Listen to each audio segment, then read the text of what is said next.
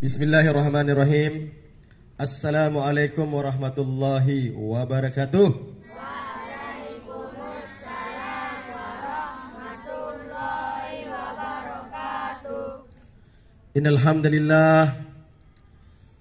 hamdalillah nahmaduhu wa nasta'inuhu wa nastaghfiruh. Wa na'udzu billahi min syururi anfusina wa min sayyiati a'malina. May yahdihillahu fala mudhillalah wa man yudlil fala hadiyalah.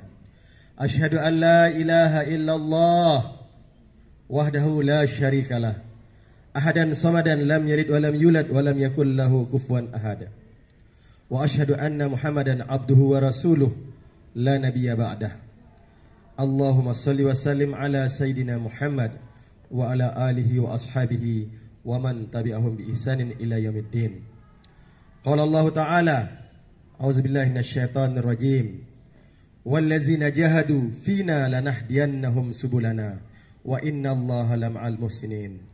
Qala Rasulullah sallallahu alaihi wasallam, kullu ummati yadkhulunal jannata illa man aba. Qila wa man ya'ba ya Rasulullah? Qala man ata'ani dakhalal jannah wa man asani faqad aba. Atau kama qala Rasulullah sallallahu alaihi wasallam. Hadirin rahimakumullah, mari kita sama-sama bersyukur kepada Allah Subhanahu wa taala. Allah Subhanahu wa taala masih berikan kita taufik dan hidayah untuk bersama di dalam majelis yang besar, majelis yang agung. Hadirin rahimakumullah, diri kita dan orang tua kita akan diampuni oleh Allah Subhanahu wa taala. Masya Allah, ini luar biasa. Karena di alam barzah kita sangat membutuhkan yang namanya kiriman pahala, kiriman doa, ya. Orang tua kalian yang sudah meninggal dunia ini sangat mengharapkan dan sangat berharap, karena di alam kubur, di alam sana itu tidak bisa kita beribadah di sana, ya. Tidak ada masjid, mau sholat pun tidak diterima sholat kita di alam kubur. Maka dibutuhkanlah anak yang soleh dan solehah. Hadirin rahimakumullah, Allah Subhanahu wa taala ingin menghendaki agar manusia ini hidup dalam keadaan iman dan takwa kepada Allah, sehingga kita disuruh untuk masuk ke dalam Islam ini secara kafah. Ya ayyuhallazina amanu udhulu fisilmi kafah. Wahai orang-orang yang beriman, masuklah ke dalam Islam secara sempurna. Agama Islam adalah rahmatan lil alamin. Tetapi hari ini al-Islam mahjubun bil muslim. Kalau ditawarkan agama Islam ini, kita tawarkan kepada yang maaf, yang non-Islam. Bapak, ayo masuk Islam. Islam ini rahmatan lil alamin. Ayo ibu masuk Islam. Islam ini rahmatan lil alamin. Apa jawaban mereka? Oh, kamu urus saja itu teman-temanmu yang ada di penjara, orang Islam. Yang ada yang ngerampok orang Islam. Bagaimana orang mau tertarik kepada Islam sementara kita sebagai yang mengaku menjadi orang Islam belum berkelakuan sebagaimana orang Islam. Padahal Islam itu adalah apa? Rahmatan lil alamin. Rahmat bagi seluruh alam, bukan untuk manusia saja, seluruh aspek kehidupan, apakah itu diri kita maupun lingkungan kita dan seterusnya. Karena menjadi rahmat atau rahmat pembawa kasih sayang. Maka dikatakan al-Islam mahjubun bil muslim. Agama Islam terhijab oleh saudara muslim kita yang mengaku agama Islam tetapi tidak mengamalkan Islam. Kalau kita benar-benar mengamalkan Islam ini secara kafah, secara totalitas, tentu ya, sebagaimana di zaman Rasulullah SAW, dengan akhlak banyak yang masuk Islam. Bilal itu masuk bukan karena dakwahnya Nabi, bukan Nabi ceramah sama Bilal, bukan pidato sama Bilal, enggak. Bagaimana Bilal masuk Islam? Ada yang tahu enggak? Bilal itu adalah seorang yang budak, ya, seorang budak hitam lengi pekat dari Afrika, ya, bidang Kau pernah lihat orang Afrika enggak? Bagaimana warna kulitnya? Bidangnya. Bidang itu apa? Black, ya. Bukan black sweet.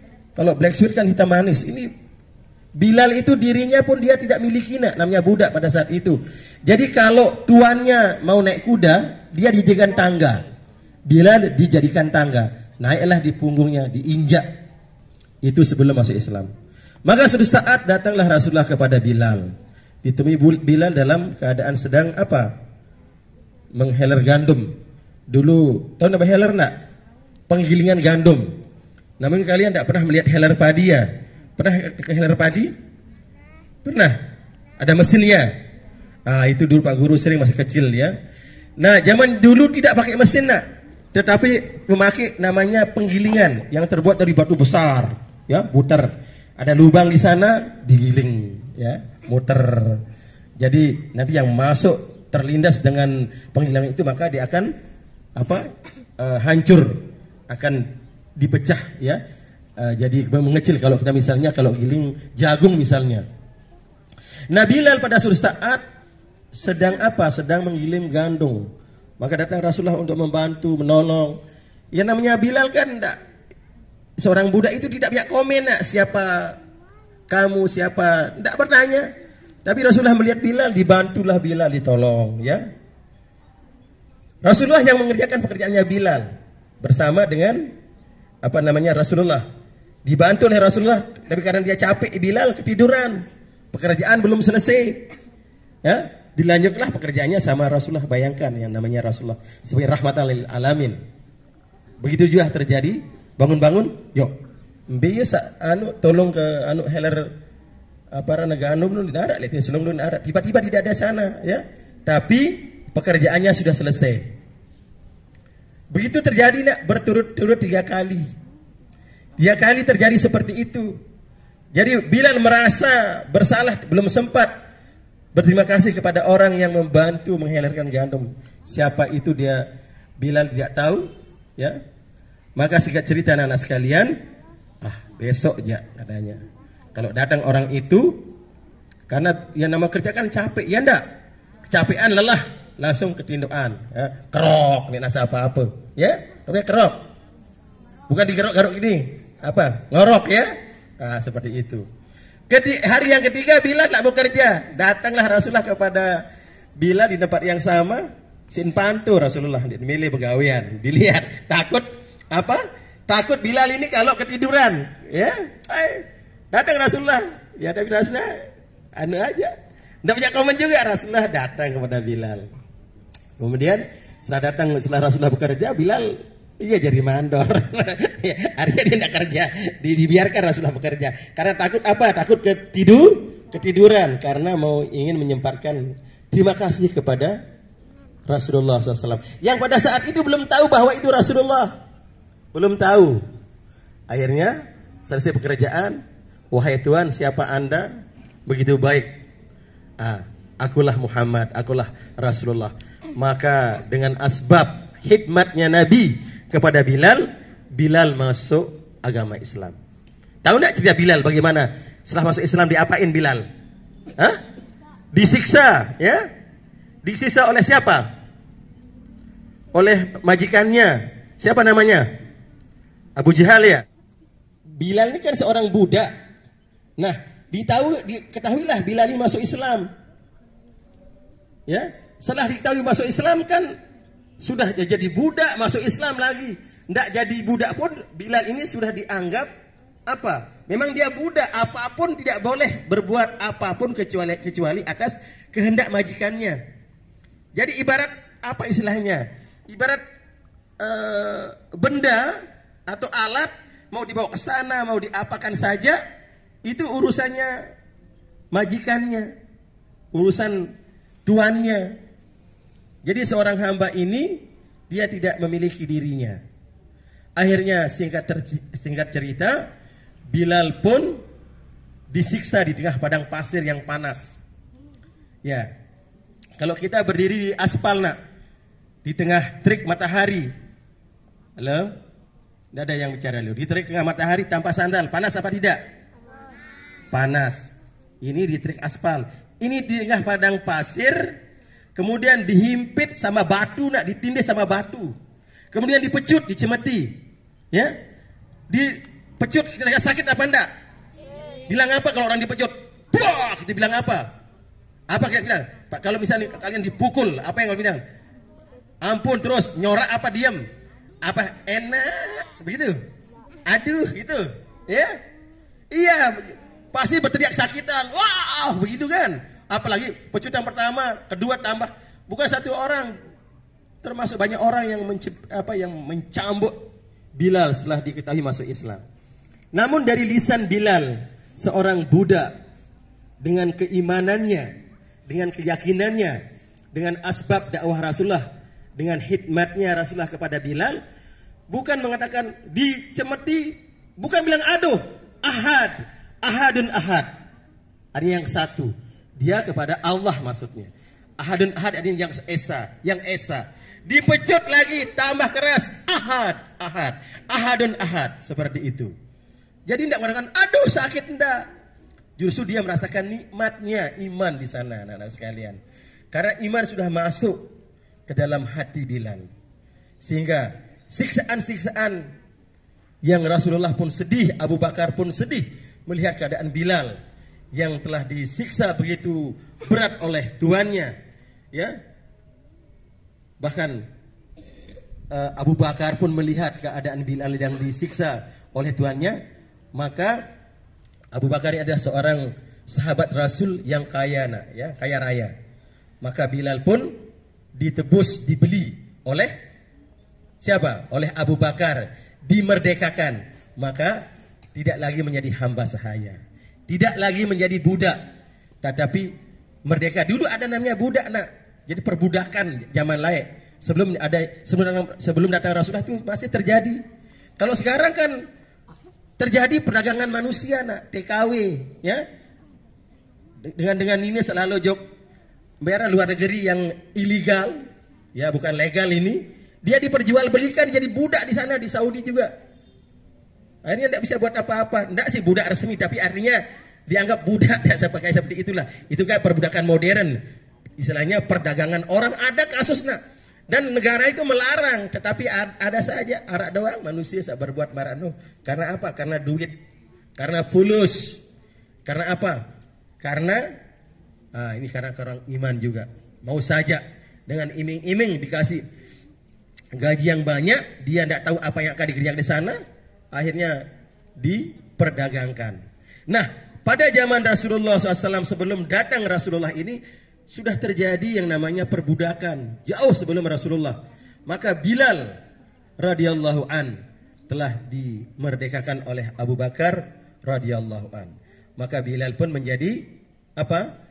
Hamba yang merdeka, tidak lagi menjadi hamba sahaya. Masya Allah.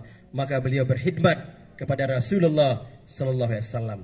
Bahkan anak sekalian, yang tadi Bilal sangat hina dengan wajah hitam dari Afrika, ya, dengan adanya iman lah masuk ke dalam hatinya, maka kekuatan daripada iman Bilal ini luar biasa. Bahkan Bilal, hadirin rahimakumullah, lewat lisan Bilal sampai hari ini kita pun mendengarkan azan yang sama, nak. Makanya pahala-pahala orang yang azan tadi di seluruh dunia akan mengalir kepada Bilal. Karena Bilal adalah orang yang pertama mengumandangkan azan. Masya Allah. Kemudian ada orang yang sholat. Kalau kalian pernah azan apa enggak? Kalau kalian sholat, kalian azan, kemudian ada orang yang sholat, ini memborong pahala, nak. Orang-orang yang sholat di masjid itu akan mengalir pahalanya ke orang yang azan, ke muazin, tanpa mengurangi pahala sholat orang yang sholat. Kemudian ibu-ibu yang wanita sholat di rumahnya pun mengalir kepada siapa? Ke muazin tadi. Padahal muazin bukan orang yang alim. Mungkin seorang muazin yang mengumandangkan azan bukan seorang yang hafiz, tapi dengan asbab dia mengumandangkan azan, maka pahalanya mengalir kepada si muazin tadi. Kenapa? Karena azan itu adalah dakwatit tamah. Apa anak-anak sekalian? Sama-sama. Dakwatit tamah. Dakwatit tamah. Sama-sama. Dakwah yang sempurna. Jadi azan itu adalah memanggil dakwah. Itu amalannya hebat. Makanya orang-orang yang azan pun mengalir pahalanya ke Bilal nak. Siapapun sampai hari kiamat dia berangkai. Yang tadi Bilal seorang budak, maka masya Allah besok di surga. Dan kalian yang besok menjadi Ainul Mardiyah, menjadi bidadari-bidadari, kulit Bilal yang hitam itu akan dirubah, diperbukan oleh bidadari, tapi jadi celadengan. Tahu celadengan enggak? Tai lalat. Nah, kalau orang cantik sekarang sudah cantik, putih, enggak korengan mukanya, ya, kinclong, ada di lalatnya sedikit, woi, tambah manis. Nah, besok bidadari di surga itu dia perebutan kulitnya. Enggak sih sakitan, memang ini apa namanya? Si saking luar biasanya nanya Bilal, Allah rubah. Bahkan Bilal pun menjadi apa? Dia menjadi gubernur di Syam kalau nggak salah itu. Ya. Pernah beliau menjadi gubernur dari seorang budak dengan keimanannya, kemudian Allah naikkan derajatnya. Mempunyai amalan azan yang luar biasa, pahalanya mengalir siapapun yang azan sekarang, dan pahala-pahala kita yang sholat pun mengalir ke sana, ke Bilal. Sehingga apa?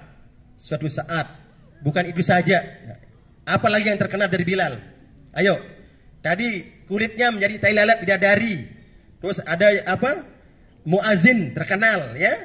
Sehingga menjadi asbab cara memanggil orang untuk sholat yang 5 waktu. Apalagi yang terkenal dari Bilal? Apanya? Trompe. Apa? Trompanya, sepatunya. Lihat, Allahu Akbar, ya. Trompanya Bilal ini kedengaran di surga. Bilal masih di dunia, Rasulullah Isra Mi'raj, kedengaran trompa di surga. Ya. Kresek, ya. Bilal ini trompanya kedengaran di surga, bayangkan. Trompa, bayangkan, bukan, ya ini kan paling rendah. Ya enggak, sandal, tahu enggak? Ini luar biasa. Akhirnya ditanya, amalan apa kok sampai trompamu itu kedengaran di surga? Apa amalan Bilal ya? Yang istiqomah apa? Bilal itu tidak mempunyai amalan yang hebat, ya, tapi beliau menjaga yang namanya wudu. Setelah wudu, beliau sholat wudu, dia jaga. Maka jangan remehkan wudu. Kalau kita berwudu, tetesan wudu ini akan mengampuni dosa-dosa kita. Akan jadi malaikat yang terus memohonkan ampun sampai hari kiamat. Maka jangan kalau habis wudu itu jangan dilap, ya, jangan dilap. Biarkan tetesan wudu itu. Jangan dilap kering. Biarkan aja menetes, menyerap. Karena tetesan-tetesan itu akan berubah menjadi malaikat yang memohonkan ampun, yang beristighfar, memohonkan ampun terhadap orang yang berwudu. Jadi Bilal istiqomah, ya, menjaga wudunya. Tidak ada sahabat yang tidak ada sahabat yang lain yang terompanya kedengaran di surga, cuma Bilal. Ya, bagaimana? Bukan berarti sahabat-sahabat lain tidak hebat. Khulafaur Rasyidin ini luar biasa, tapi ada kelebihan-kelebihan dari seorang budak yang hina, tapi dia tanamkan keyakinan yang benar. Dia mengikuti cara Rasulullah SAW dalam kehidupannya. Bilal pun diangkat menjadi gubernur. Kemudian dari azannya sampai sekarang kita dengar, pahalanya pun mengalir kepada Bilal. Trompa yang hina terdengar di surga. Masya Allah, ini luar biasa, ya. Mudah-mudahan kita menjadi apa? Peniru-peniru daripada Bilal. Karena sahabat ini seperti bintang-bintang di langit. Siapa saja yang kita ikuti maka kita akan mendapatkan hidayah, ya, seperti bintang-bintang di langit, insya Allah, ya. Jadi mudah-mudahan kisah dari Bilal ini kita sama-sama ambil pelajaran. Pak Tabiru ya ulil absor, ambillah pelajaran wahai orang-orang yang mempunyai pandangan. Maka insya Allah dari kisah Bilal minimal kita bisa jaga yang namanya wudu. Otomatis nak kalau kita sudah wudu, kemudian sholat wudu, sholat sunnah wudu, insya Allah akan terpelihara kita. Hati kita akan tenang juga. Beda rasanya ketimbang kita tanpa wudu. Kalau kita wudu, Masya Allah, hati kita ini akan menjadi tenang. Insya Allah. Do you understand? Insya Allah. Niat amal dan sampaikan. Insya Allah. Wallahu a'lam bishawab. Subhanallah wa bihamdihi. Subhanallahumma wa bihamdika. Asyhadu an la ilaha illa anta. Astaghfiruka wa atubu ilaik. Assalamualaikum warahmatullahi wabarakatuh.